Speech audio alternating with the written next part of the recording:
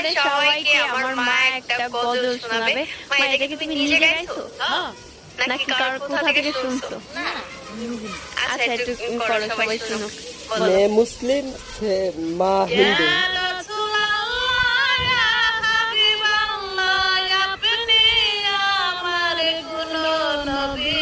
আমার দেহ মন বলে নবী নবী, আমার দেহ মন বলে নবী নবী।